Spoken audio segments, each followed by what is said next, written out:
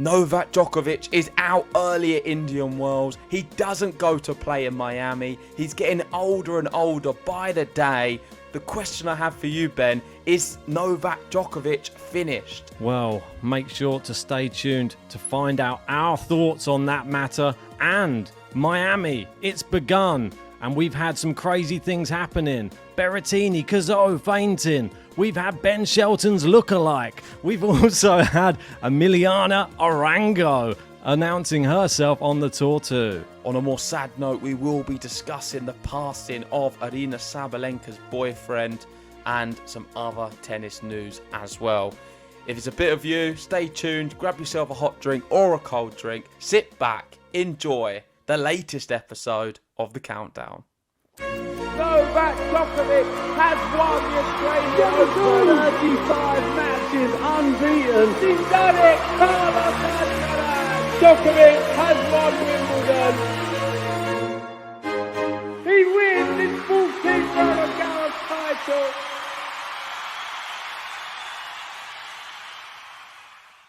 Yes, it's countdown time again, and we are here. And we've finished Indian Wells. That was the 5th slam of the year, so to speak. And we had Carlos Alcaraz winning that. But we've sort of not brought you this podcast the past week because of Indian Wells. And we've been delayed because of the draw previews and all of the other types of things. It's a bit of a weird one, the Sunshine Double. It makes it difficult for us to get this podcast out on time. So hopefully you forgive us for that. But we're bringing it to you now. So let's start off and find out, how have you been, JG, since the last countdown? I've been very good. I've been watching a lot of tennis. I've had Sky Sports tennis on daily, catching up, especially in the evening time. Being in America, it works perfectly for us in the UK. So after work, I've been catching up on either Indian Wells or now Miami. I've enjoyed a lot of the tennis. It's been a little bit peculiar not seeing the usual names like your Nadals, your Djokovic's, your Federers. I feel like I'm only starting to now slowly adapt to that. But I think we're in good hands with the likes of an Alcaraz and a Sinner on the men's. On the women's, Iga's tearing it up. So I'm fascinated to see who can win Miami, because I don't think it's going to be Carlos Alcaraz again. But we're going to get into that on the episode. On a personal note, I am getting ready because I'm going to be going on holiday very soon. Ooh. So that's something which is a little bit different for me because I've not been away for a long time. It feels like last year I went away so often. 2024, I know it's just begun, but I've not really had a single day off from work. I've worked 5 days a week, every single day. So it'd be nice to have a little bit of a break. And yeah, that's really what my life's like at the moment. How about you? Yeah, I feel that it's been super difficult for both of us to really cover as much tennis as we'd like to. Obviously, both of us have sort of started new roles in our jobs, and we're coming close to the financial year end. So anybody who works in finance, they'll know this time of year is an absolute nightmare for anyone who's working in accounts. So yeah, it's been a bit like that, but we've been trying to keep our eye on the tennis, and well, it's not long until March is over. We'll march into April, and then I feel like we're going to be hitting the ground running on the road to Roland Garros, which is now only 66 days away, which it sounds like a long way away, but it's not actually that far. It's just over a couple of months, isn't it? So Yeah, I mean, we're going to hopefully hit the road running, like you said. But one person who I'm not sure who will be is Novak Djokovic. And I think that's the best place to start. We've seen, I think Gil put a good video out the other day. Very good, yeah. I've seen some reaction on Twitter. I've been listening to the UK commentators. I forget the name. What's the guy, the English guy? Tim Henman speaking on the matter of Novak Djokovic in the studio on Sky Sports. And everyone seems to have an opinion when it comes to players retiring. We've seen all the stuff with Murray. He's being so frustrated with it. Nobody, though, is suggesting that Djokovic is close to retirement. But what they are suggesting is, have we seen Djokovic's peak? Have we seen him at his best? And are we only going to see him decline from here on out? I think that is the way I would frame the question in. I wouldn't put it as if to say Novak Djokovic is rubbish. He's never going to be able to win anything. I think you should look at it as, is he able to now be considered as the best player in the world? Is he able to compete with the likes of a Yannick Sinner, Daniel Medvedev, or a Carlos Alcaraz? Or would you say the two big significant losses he's had recently is enough to suggest, and not just the losses, the nature of the losses, because that doesn't happen with Novak Djokovic, and for them to happen so close together, even the matches he won, he wasn't that inspiring. Would you look at that whole package and look and see, this guy is on his way down, he's declining, I can't see him winning a Grand Slam ever again?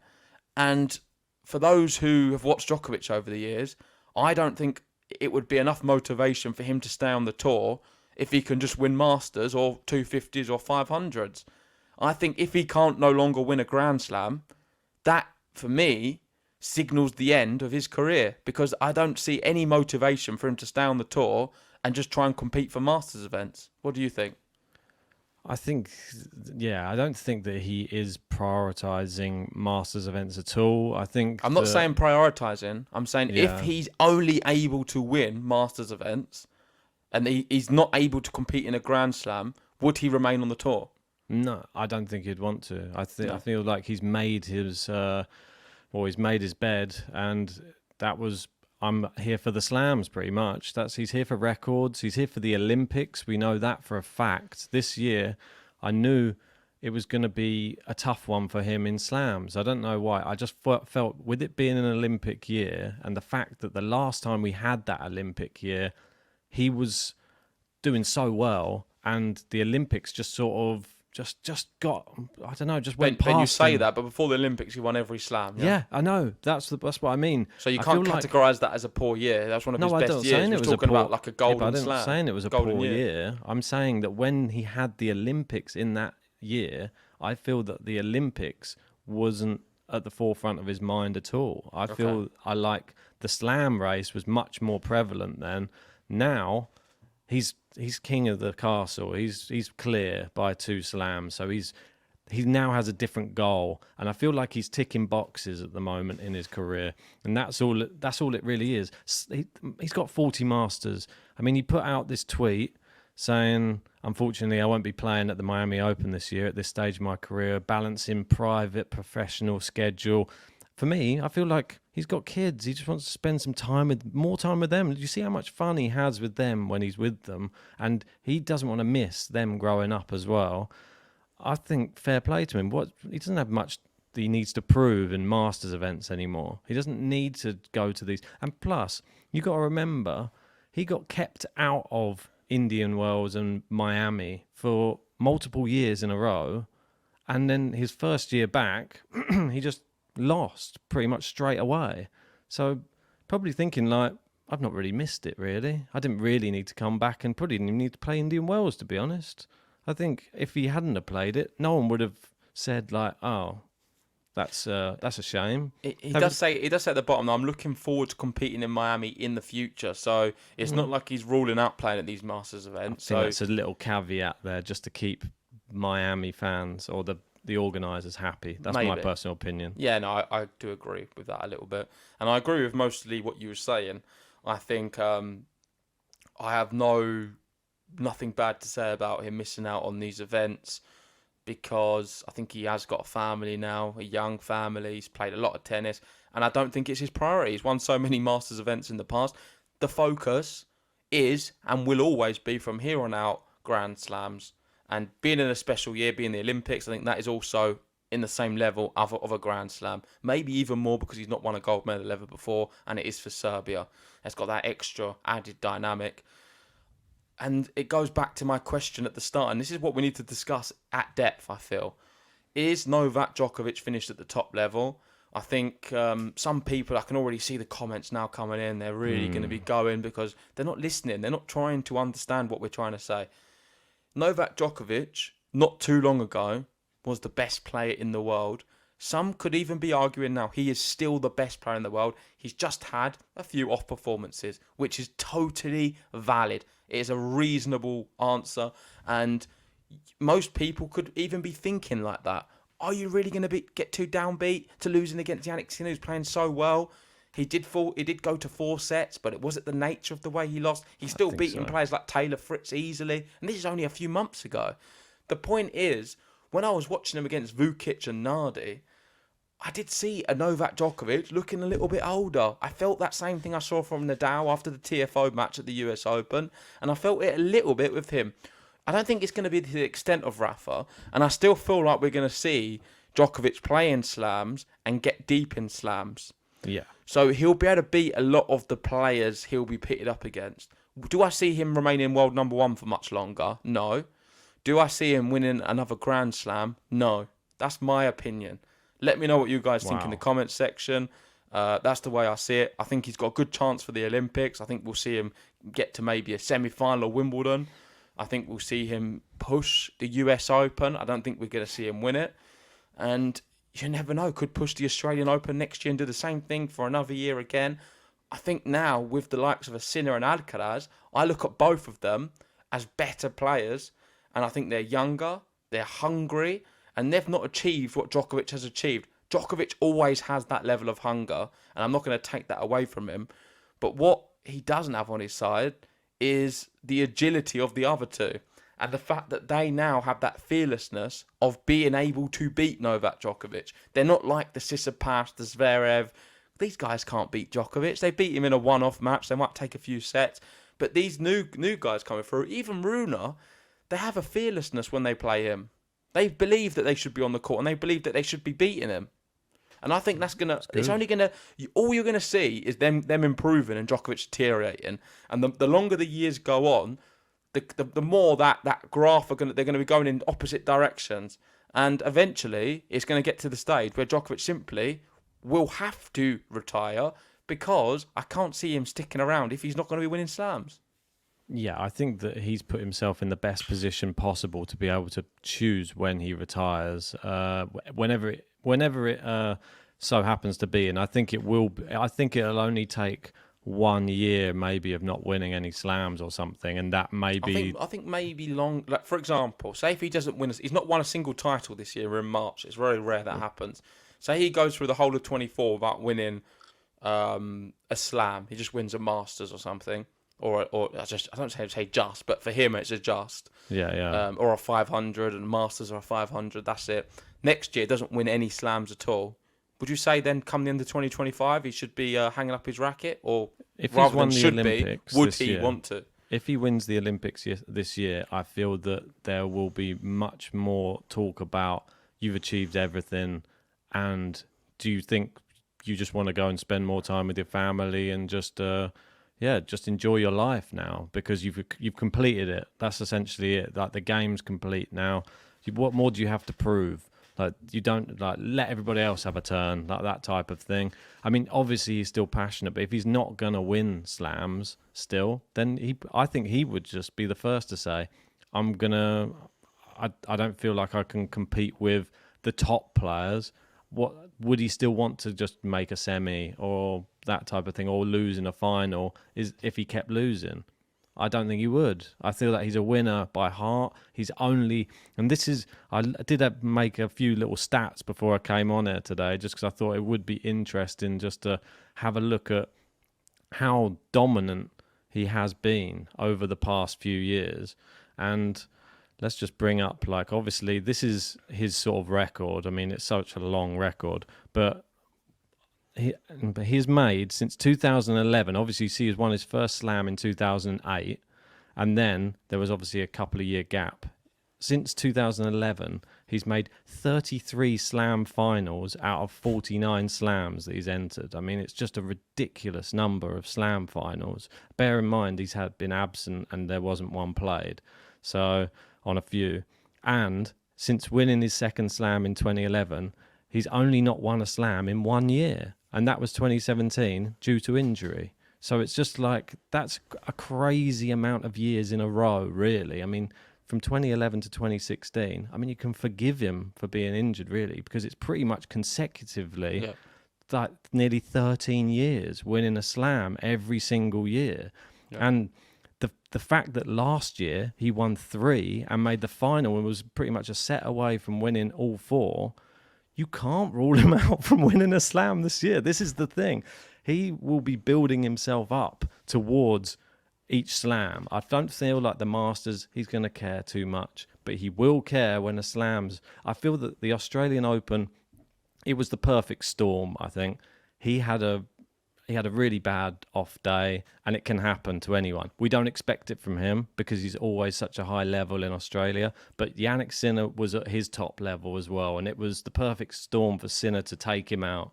And sadly, that's what happens sometimes. You can't always be the best version of yourself every single time over 14 years. So straight. you think it's a bit of a blip, the perfect storm, and he's going to win slams this year?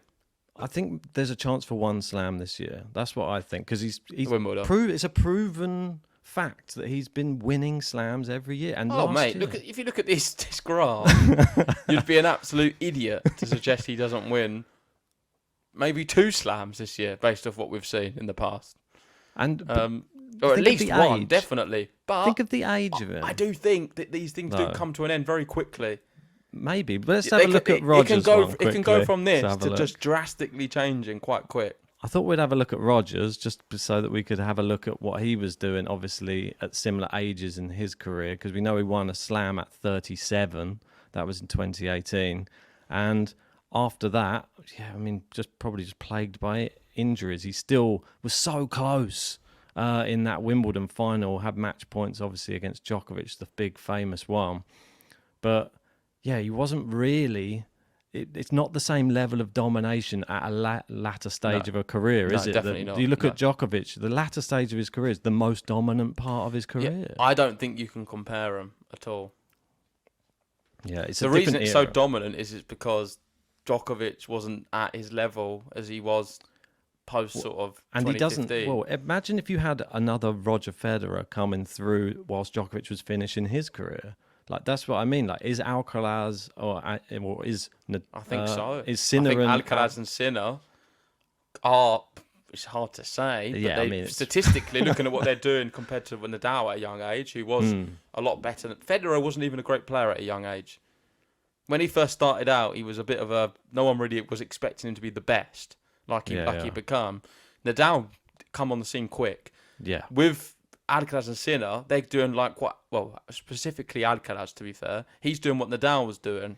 So if you look at that, then you'd say that Djokovic is in trouble a little bit. I think right now, because it feels like they're doing what Djokovic did to Federer. Yeah, it's pretty. I feel that they're doing it. The difference is quite Federer was still fast. able to win a few here and there. Yeah. Is Djokovic going to be able to do that as well? You'd think he's got more of a chance, probably. So let's see what happens. Let us know in the comment section anyway what you think. Yeah, I'm just bringing up Alcaraz's one just so you can see. I mean, he's becoming a bit of a force, as you can, 2 slams already in such a young But one thing I would career. say is Australian Open was disappointing. Oh, definitely. For him, well, I That's feel... a big loss, I think, to Zverev. Yeah. I feel Compared to what it took me by surprise. I honestly think he can only now regain that real energy from the world if he wins Roland Garros. I think he needs to follow up the 2024 with a win at Roland Garros. I think Is a there a- final wouldn't be enough.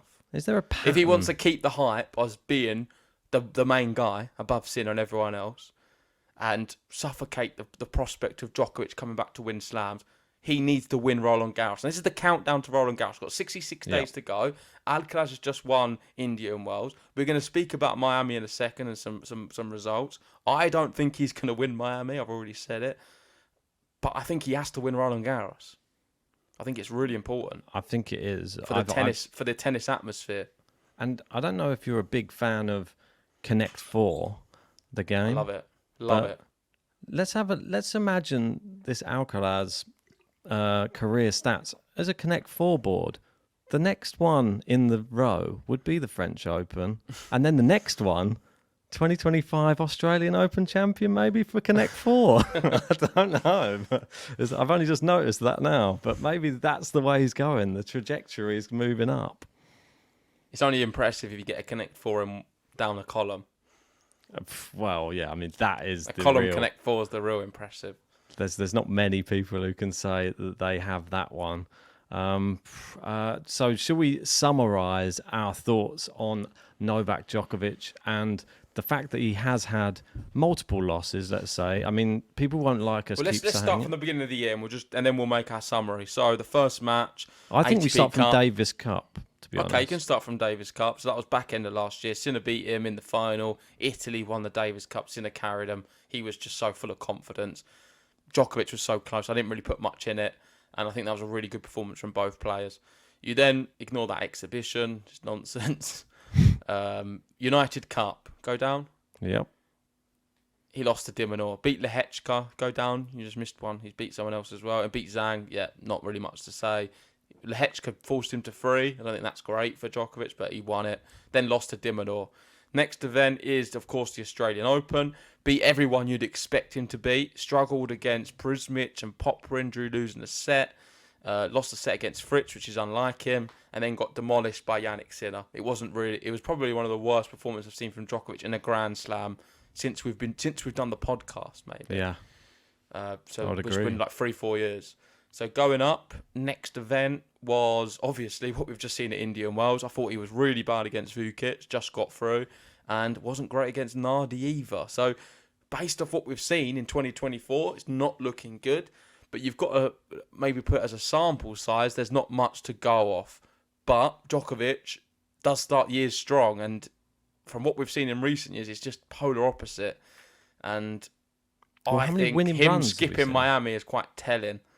I think it's a good thing, to be honest. And the reason I say that is let's have a look at last year, because everyone has a very short memory in tennis of what actually happened the year before. But just because Djokovic wins the Australian Open, let's have a look at what happened. Because after the Australian Open, he lost to Medvedev in Dubai, Musetti in Monte Carlo. He lost to Lajovic in Banja Luka. Rune, he didn't even make a final in any event up to Rome, and then he went and won Roland Garros. So it's just like, this is what happened. Djokovic can lose all of those, but then when the slam appears, the big guy shows up, and that's what can happen. And we don't know if Carlos Alcaraz will be a force, but I'm hoping we get to see a fully fit Alcaraz at this year's French Open. Yeah. And that's what makes Roland Garros so exciting. 66 days to go. This is the countdown. So stay tuned for when we do all of the coverage. This episode is brought to you by the spring cleaning champions, Manscaped. This season, make sure to groom your carpets and your drapes with the leaders in below-the-waist grooming. Clear out that winter bush with Manscaped's Lawnmower 5.0 and watch your confidence bloom like the springtime flowers. Embrace the season and join the 10 million men worldwide who trust Manscaped with our special offer. Go to manscaped.com right now and use code GAMETOLOVE20 for 20% off and free shipping.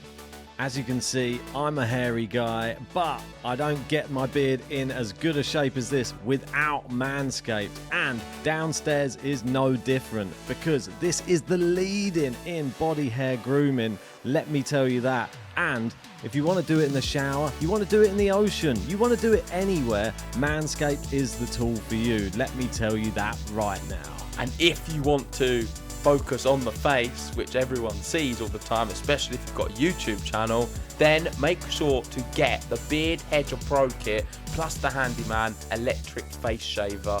It is really good. It cleans up that neckline and it always makes you look as sharp as possible.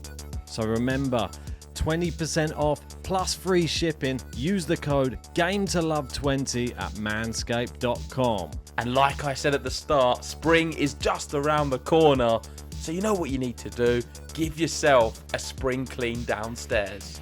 You know you want to.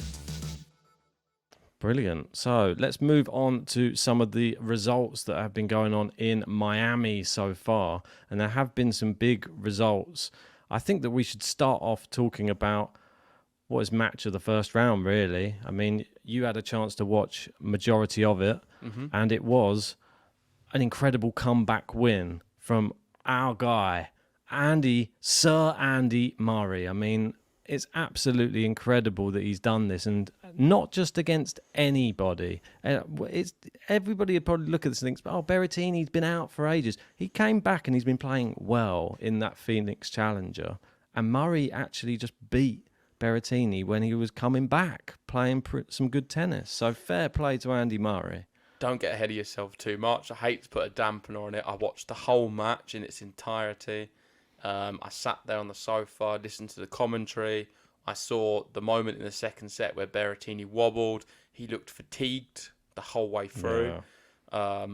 It looked like he didn't really want to run. He looked very lazy, lethargic. It was clear what Murray's game plan was.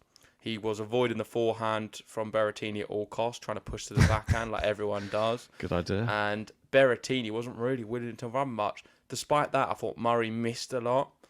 He made a lot less unforced errors than Berrettini, and that's what ultimately helped him win. It was quite entertaining in spells, and it was great to see two great players, especially at Wimbledon. Both been in the final. Murray, of course, won it. Play against each other. But I wouldn't put it down to... It looked like two players about 80 to 100 in the world battling it out. If it wasn't for the name, that's the ranking I'd give them, both of them. I don't see Andy Murray going far in the event. He didn't fill me with confidence. There were so many moments where he's doing the Andy Murray special. And what I say by that is where he's just looping them up. Everyone, he's smashing it. Then he's going back from side to side. He's just keeping the rally going, keeping it going. And then he's got a little shot by Berrettini. He's running there. He gets there. And then he misses it. And that sums it up for me. Because that is a typical Andy Murray shot, which he never misses. It is his bread and butter. That's what makes him such a great player. Where he's scampering. It looks like he's lost the point and he somehow pulls it off and gets the winner. When you start seeing Andy Murray losing them, then you've got to start to think, okay, it's not the same player. He's struggling. And I'm not sure who he's got next. Maybe you can let me know. But it would have to be someone not very good for him to win. It is Thomas Martin Echeverri, and I feel that that's not a good match for him. No, I think that's not a bad one, to be fair. But even then, I think Echeverri is probably too good for him. Too much, I think. Yeah. He's too good at serving, too So powerful. It's a great match on paper, but in reality, both players, Berrettini just looked like he didn't want to run at all. Oh, that's sad to hear, but he did play a lot of tennis the week before. And he was struggling with his dizziness. Yeah, for sure. Fainting. Yeah, and well done to Murray just getting the win. I think it was an important win for him anyway because of the lack of confidence he's suffering right now. So well done, Andy. We'll be cheering you all the way no matter what. Yeah. Other matches to report on? Just quickly, let's speak about, if we stick with the fainting, let's speak about Arthur Cazaux because that looked a lot more serious. So I believe on that day, it was a different day. It was hotter in Miami. Yeah. With the Berrettini match, it wasn't actually that hot, but the incident was quite bad. I don't know if we're even allowed to show it, but you can maybe just zoom to the bit where you can see him on the floor. I mean, it was horrible to see. Hopefully he's all right. I don't know much about his condition at the moment. Maybe I should have researched it before I come on. But yeah, I mean, we can. Yeah, if you just leave it there, you can see. Yeah, I mean, not good. Not good, is it? It's just terrible to see that. I've never seen somebody literally just faint on a tennis court before.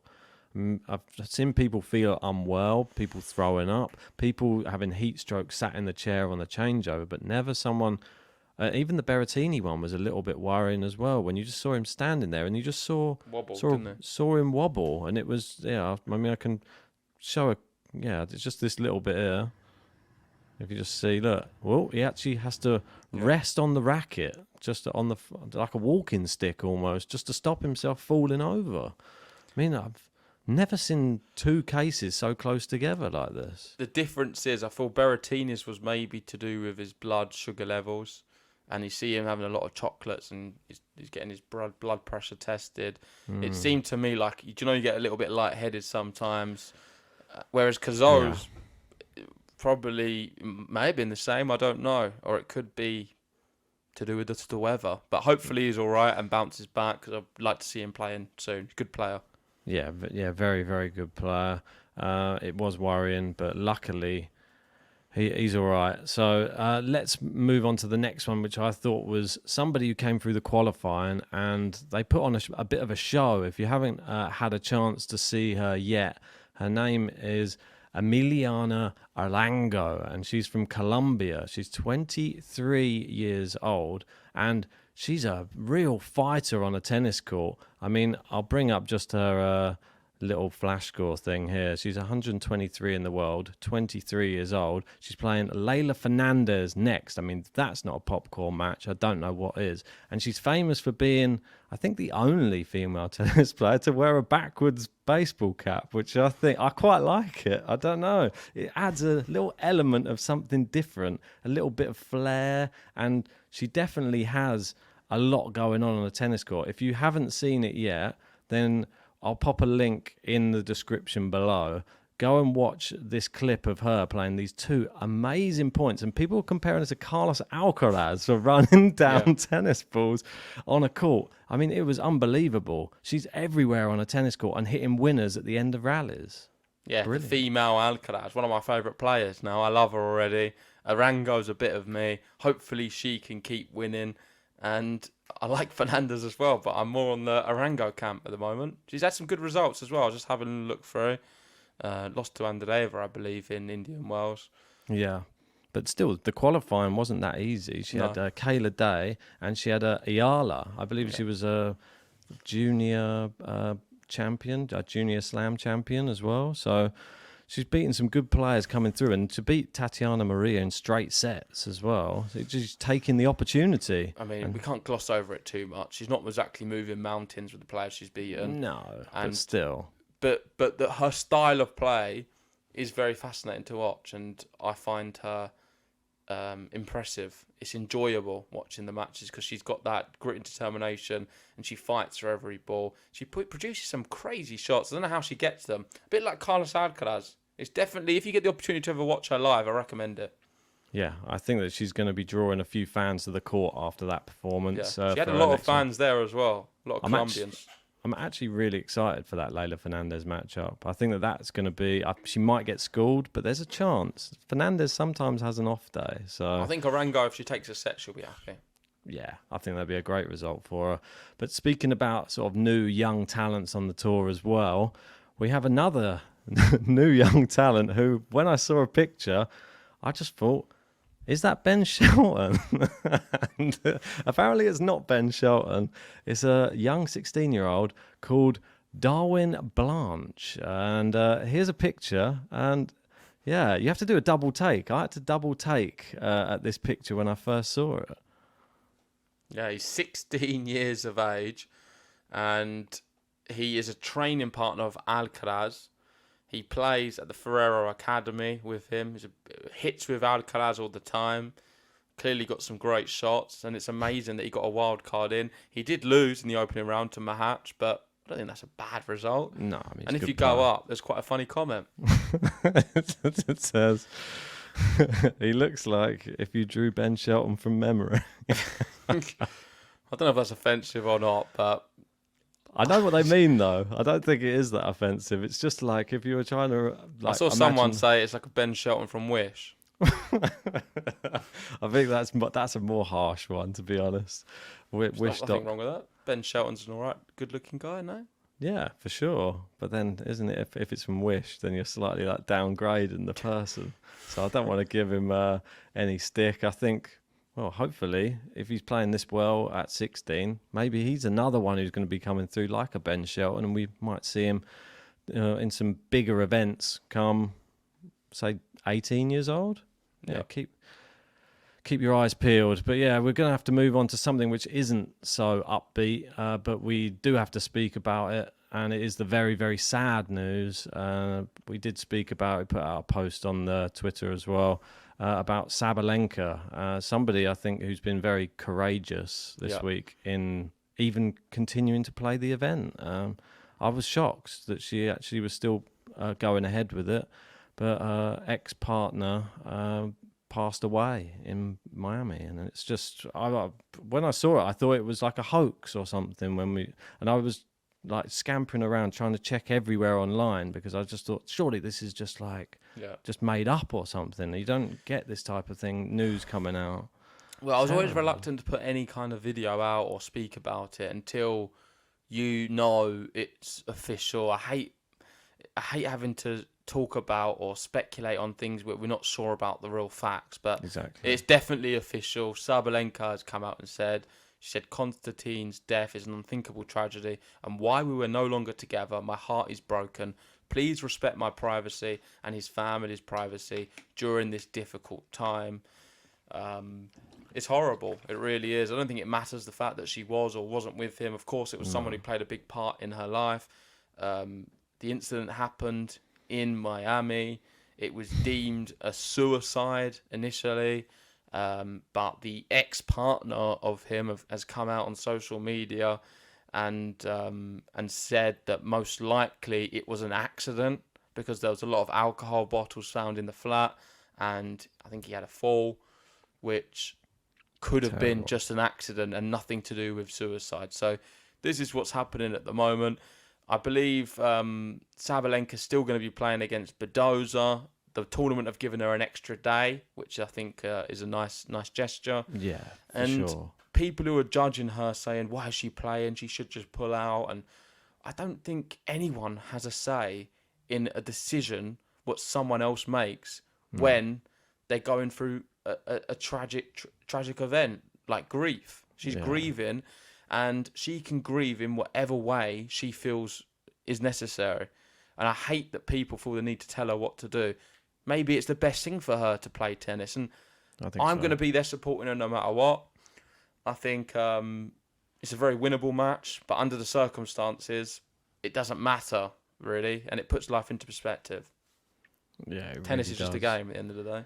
Yeah, I feel that if she wants to go and play tennis to take her mind off things, or I don't even feel like it doesn't matter if she wins or if she loses, if this is what she wants to do at this moment in time, to continue, because a lot of people, they say that, like, why do people want to continue working after these type of things?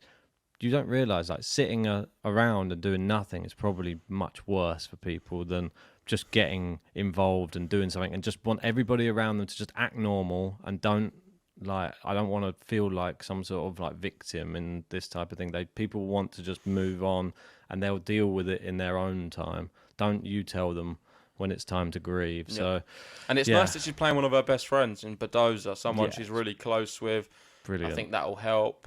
And I'm not sure if it's even when is it? It should be happening very soon. Tomorrow, right? I believe. Oh, is it tomorrow? No, yeah. I think I'll get mixed up with the days. They pushed it a whole day back. So yeah, I'm glad that they've done that. I think that's very fair. I don't think anybody on like the men's or women's tour would ever argue about something like that. So, and it's the same with her not having to do press as well. Yeah, I mean, it goes without saying. I mean, who wants that? I mean, you know for a fact there'll be someone in there who's just going to try it. So, don't even bother. Like, I mean, even though you say respect it, there's going to be somebody who tries to push the boundaries, just like they did with the war and all that type of stuff. There's always someone. So, yeah, fair play to her. And, all the wishes to the family of her ex-boyfriend Konstantin as well. I mean, you can't even imagine what it's like. So Game to love. Our thoughts are with everyone, and Arena specifically. Exactly. Let's move on to the next section, and I believe it's the tennis shootout, if I'm not wrong. It is the tennis shootout. You're right. Right, tennis shootout time. This is where me and Ben ask each other a question and we try our best to get it right.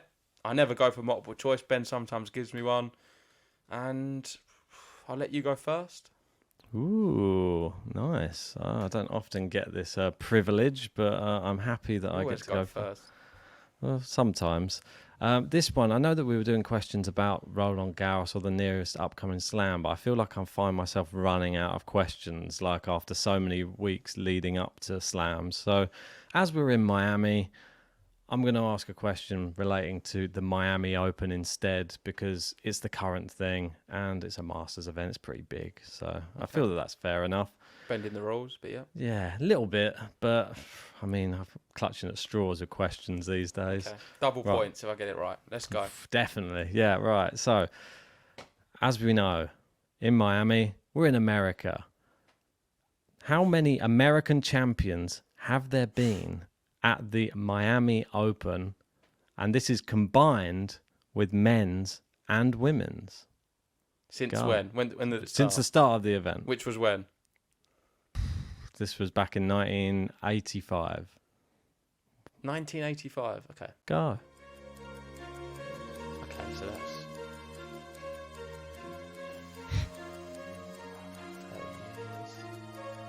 men's and women's. I mean, the Williams would have cleaned up a few. Come on, Devon. He's probably got a list of them next time. So, No, I don't know. It's a tough one. I mean, I feel this is a shot in the dark type one, but... I mean, we're looking at like a potential 60 champions, right, overall. So I reckon there's been...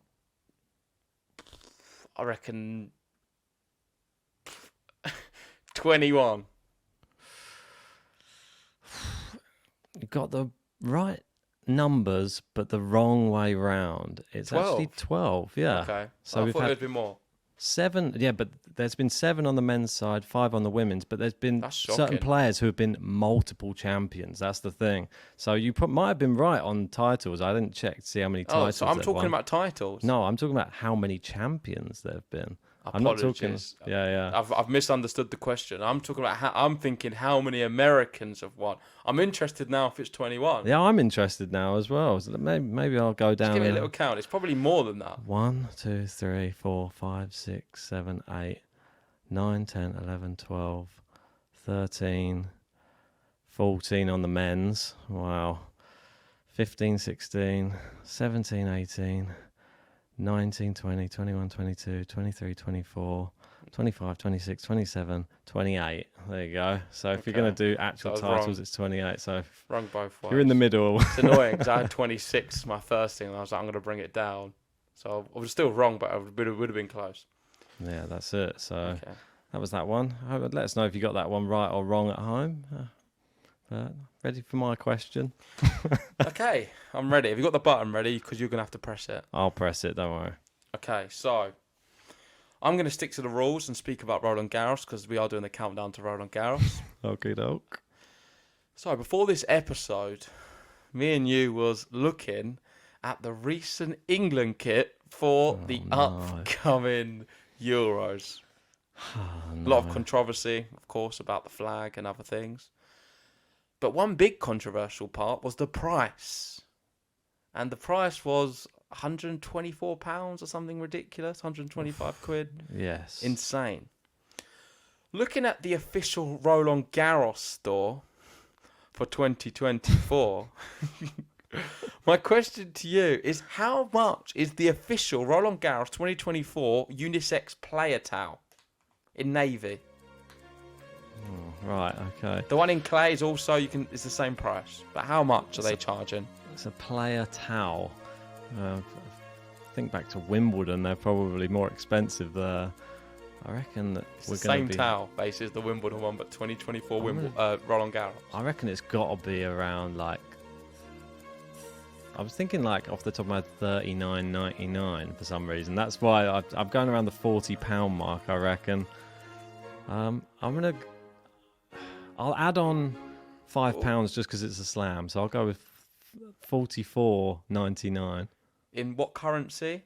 Oh, I'll go with, if it's in euros, I'll just say €44.99. €44.99. What a weird price. Everything's 99 these days, isn't it? So you've gone for €44.99 for the Roland Garros towel. Okay, well you're close, but I can confirm that's incorrect. It's a nice round number. It's €50. No! Oh, if only I'd gone off another 5. If I'd have gone with 49.99, that would have been even more frustrating. That's one out.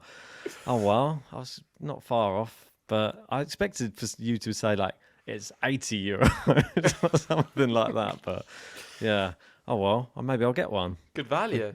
Yeah, if we go Roland Garros, I'll definitely pick one of those up. So we're promoting them as well. If you want to get your towel, head to the Roland Garros store website. But we're not in affiliation and we don't gain anything from it. There we go. Right. That's another episode of The Countdown. We spoke at depth on how Novak Djokovic is performing. Is he finished? But there is one more section. That's right, Ben. That's right. It's the Q&A.